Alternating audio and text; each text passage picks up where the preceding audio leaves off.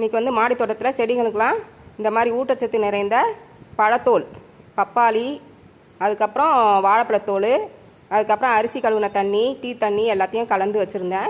அதில் கொஞ்சோண்டு பெருங்காயத்தூளும் மஞ்சத்தூளும் கலந்துக்கிட்டு ஊற்றணும்.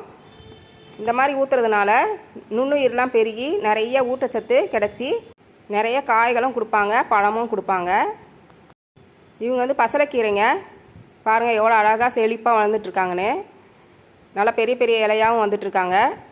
அதுக்கப்புறம் இது பார்த்திங்கன்னா தக்காளி, இது வந்து பெங்களூர் தக்காளி விதை போட்டேன், அது வந்து முளைச்சி வந்துட்டுருக்காங்க.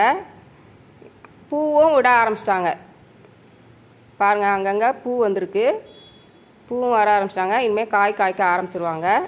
அதுக்கப்புறம் செடிங்களுக்கெலாம் தண்ணி ஊற்றிட்டு வரும்போது பார்த்தா இந்த தேனீக்கள்லாம் வந்து ஒரு 2-3 தேனி இருக்கும்.